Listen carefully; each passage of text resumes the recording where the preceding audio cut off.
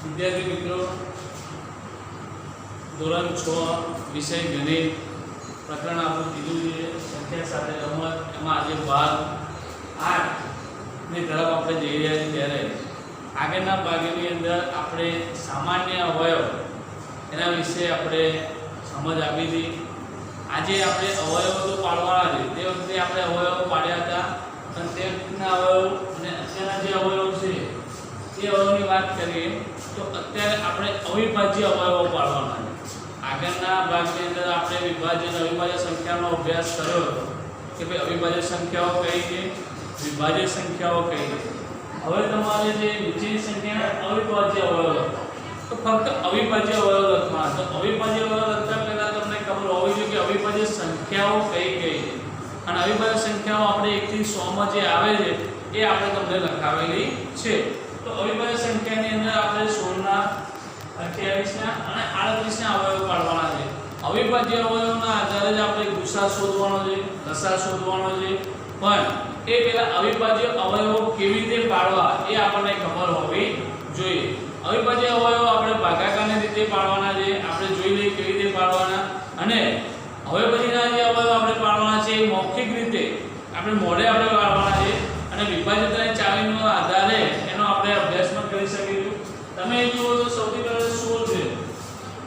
આપણે 16 ના અવિભાજ્ય અવયવ પાડવા છે. ભાગાકારની રીતે આપણે 16 ના અવયવ પાડીએ તો સૌથી પહેલા 16 ની અંદર જોવા જઈએ તો 16 બેકી સંખ્યા છે. બેકી સંખ્યા હોય તો એક વસ્તુ હંમેશા યાદ રાખવાનું કે દરેક બેકી સંખ્યાનો ભાગાકાર 2 વડે થાય. દરેક બેકી સંખ્યાઓ x y z કોઈ પણ સંખ્યા હોય પણ બેકી હોવી જોઈએ. અને દરેક બેકી સંખ્યાનો ભાગાકાર 2 વડે થાય એ યાદ રાખી લેવું. એટલે અમે તમને જોશું તો વિભાજ્યતાની ચાવીની અંદર જોશો તો 2 ની વિભાજ્યતાની ચાવીની અંદર એવું હતું એના એકમના 2 4 6 8 અને 0 હોય તો એ સંખ્યાને 2 વડે ભાગી શકાય. અહીં તમે 16 ને 2 વડે ભાગી શકાઓ છો પણ ભાગાકાર કરવાની જરૂર નથી. આપણને ખબર હોય છે કે 2 જે છે 2 ના ઘડિયામાં 16 આવે છે તો આપણને ખબર 2 8 16. તમે જોશો તો 2 આવ્યા. 2 એ અવિભાજ્ય સંખ્યા છે, બરાબર છે. 2 માં આવે 8 2 16. હજુ 8 આવ્યા તો 8 વડે ભાગાકાર છે એટલે 2 વડે 4 2 8. હજુ 2 વડે ચાલશે 2 2 4. બે સંખ્યા તો 2 એકા 2. છેદમાં જ્યારે એક આવી જાય એનો મતલબ કે ના અવયવ તમારા શું થઈ ગયા છે, પૂરા થઈ ગયા. અહીં તમે જોયું તો 2 2 4 4 2 8 8 2 16. આ અવિભાજ્ય અવયવ છે. એટલે 28 ને અવિભાજ્ય અવયવ લઈએ તો 28 ની વાત કરીએ. 28 માં જો તો 8 એ બેકી સંખ્યા છે. 2 ની વિભાજ્યની અંદર આવે તો 28 ના અંતરફળમાં આવે સાહેબ 28 નો આપણે 2 નો ગળે તો કદાચ આપણને 20 સુધી જ આવે છે. એમાં 28 તો આવતા નથી તો આપણે કેવી રીતે ભાગાકાર કરી શકીએ.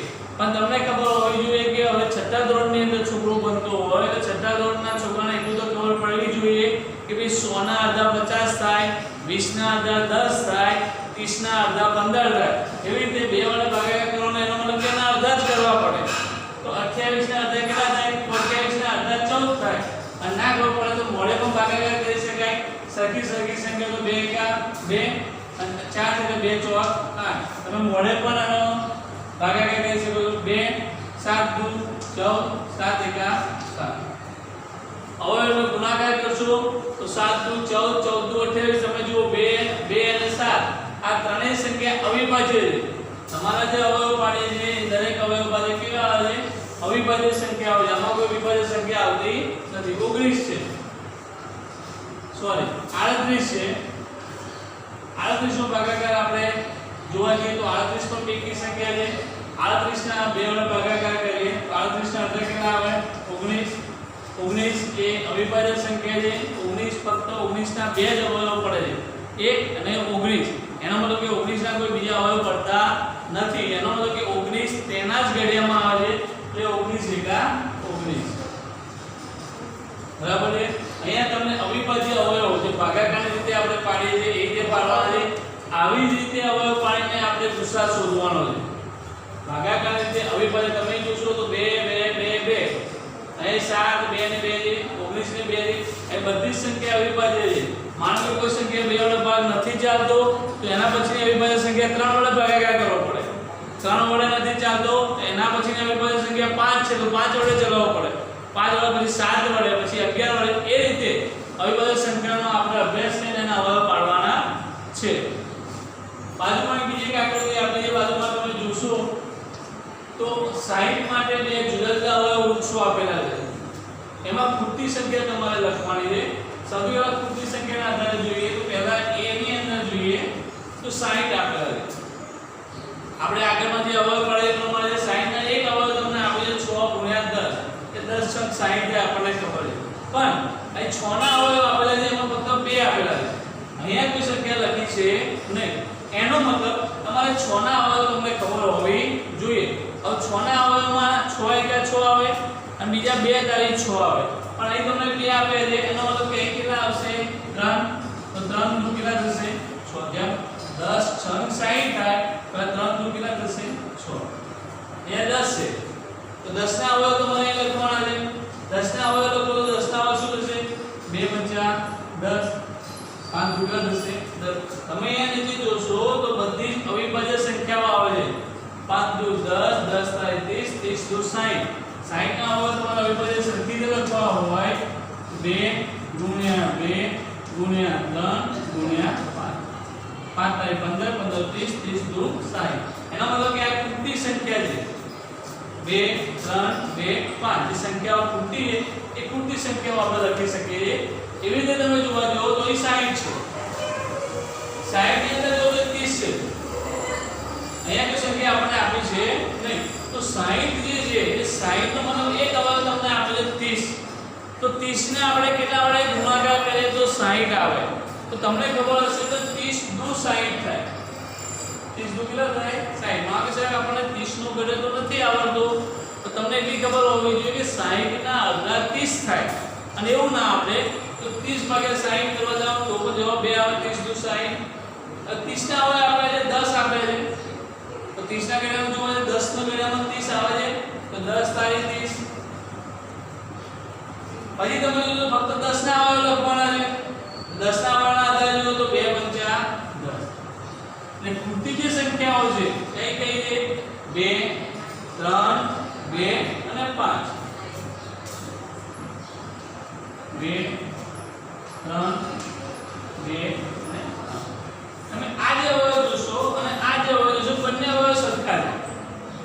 અવયવ તો જે 60 ના હોય છે 5 તારે 15 15 30 30 તો 60 5 દુ 10 10 તારે 30 30 તો 60. એટલે અવયવ વૃક્ષની અંદર જુદા જુદા વૃક્ષના આધારે સંખ્યા ખૂટતી હોય સંખ્યા મૂકવાની છે. એ સંખ્યાને જ્યારે તમે મૂકશો તો એના અંદરમાં કે ભાઈ એના અનુસંધાનમાં તમે એના અવયવ તમને ખબર હશે તો અવયવના આધારે તમે આ સંખ્યા ગણી શકશો સંખ્યા લખી શકશો. અવિભાજ્ય અવયવની અંદર જોવા જઈએ તો આ જે અવિભાજ્ય અવયવ છે તમને અવિભાજ્ય અવયવ પાડતા આવડશે તો હવે પછી આપણે બીજા ભાગની અંદર ગુસાના દાખલા ગણવા જઈ રહ્યો.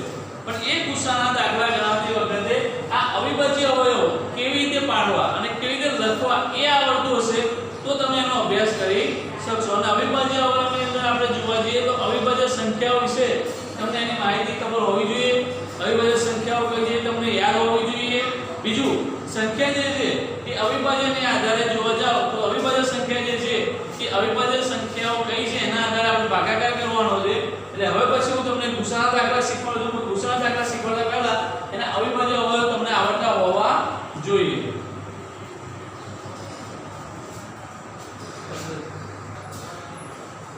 વિદ્યાર્થી મિત્રો હવે અવિભાજ્ય અવયવ પાડ્યા પછી એ પ્રમાણે નીચેની સંખ્યાનો ગુસા શોધો. આ બહુ મહત્વનો ટોપિક છે ગુસાઓ શોધો. કેમ કે તમે હવે આગળના ધોરણની અંદર જેમ જેમ જશો એમ આ વસ્તુ ગુસા અને લસા એ પણ તમારી સાથે આવશે. અને એ પણ દાખલાની અંદર આ બહુ મહત્વની વસ્તુ છે ગુસા અને લસા શોધો. તો ગુસા આપણે અહીંયા શોધવાની વાત કરીએ તો ગુસા આપણે અવિભાજ્ય અવયવની આધારે શોધી શકીએ છીએ. બરાબર છે. અવયવ પાડીને પણ એનો ગુસા શોધાય છે. ગુસાનો મતલબ ગુરુત્તમ સામાન્ય અવયવ. તમે અવયવ પાડીને એમાં જે અવયવ સૌથી મોટો હોય એનો પણ તમે ગુસા તરીકે ઉપયોગ કરી શકો છો. અને અવયવ ના પાડવા હોય અને અવિભાજ્ય અવયવની રીતે તમારે ગુસા શોધવો હોય તો અવિભાજ્ય અવયવની રીતે બંનેના સૌથી પહેલા આપણે અવયવ પાડવાના છે. હું તમને અહીંયા અવયવ પાડું છું. જો સૌથી પહેલા 24 અને 36 તો 24 અને 36 આપણે આ બંને સંખ્યાના અહીંયા અવયવ પાડવાના છે. સૌથી પહેલા 24 ના લઈએ છીએ અને પછી આપણે 36 ના લઈએ છીએ. બંને સંખ્યા સૌથી પહેલા આપણે અવિભાજ્ય અવયવ પાડી દઈએ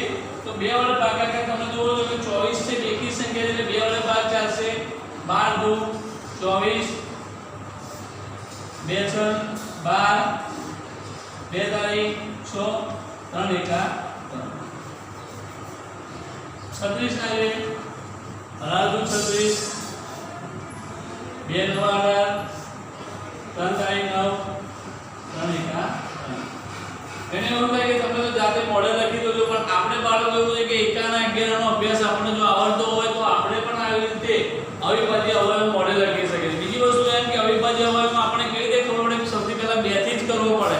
તો તમે જોશો 24 અને 36 બંને બેકી સંખ્યા છે અને દરેક બેકી સંખ્યાનો ભાગાકાર 2 થી જ ચાલુ થાય અને અવિભાજ્ય સંખ્યામાં આપણે શરૂઆત 2 થી થાય છે. 2 પછી 2 ભાગ ના ચાલે તો 3 લીધા. જો તમે જોશો કે 9 તો 9 એ એકી સંખ્યા છે.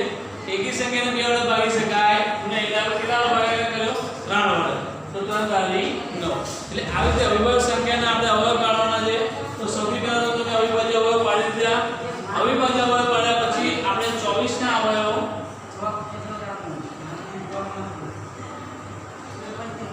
કયા 2 ગુણ્યા 2 2 ગુણ્યા 3. એવી રીતે 36 ના અવયવ છે. એના અવયવ લખવાના કેટલા છે? 2 ગુણ્યા 2 ગુણ્યા 3 ગુણ્યા 3. તમે જુઓ તો 24 અને 36 ના બંને અવયવ આપણે લખી દીધા છે. બંને અવયવ લખી દીધા પછી એ બંનેમાં સરખા અવયવ કયા છે, સામાન્ય અવયવ કયા છે આપણે જોઈ લઈએ. તો તમે જોજો ભાઈ અહીંયા છે 2 નીચે પણ છે, 2 અહીંયા પણ છે, 2 નીચે પણ છે, 3 અહીંયા પણ છે, 3 અહીંયા પણ છે. તમે જુઓ તો બે સંખ્યાના અવયવમાં 2 2 સરખા છે, અહીંયા 2 2 સરખા છે, અહીંયા 3 3 છે. આ જે સંખ્યા સભ્ય છે એને તમારે નીચે લઈ લેવાના, અલગ કરીને લખવાના 2 ગુણ્યા 2 ગુણ્યા 3. બંને સંખ્યાના અવયવ એક જ વાર લેવાના છે. ઉપર એવું નહીં ઉપર 2 છે, નીચે 2 છે, 2 2 વાર નહીં લેવાના. એક જ વાર લેવાના સરખા અવયવ. અહીંયા પણ સરખા છે, અહીંયા પણ સરખા છે. બરાબર? 3 નો ગુણાકાર કરો 3 દુ 6 6 દુ 12. એનો મતલબ 24 અને 36 એનો ગુસા કેટલો આવ્યો? 12. 24 અને 36 નો ગુસા કેટલો આવ્યો? 12. 3 દુ 6 6 દુ 12.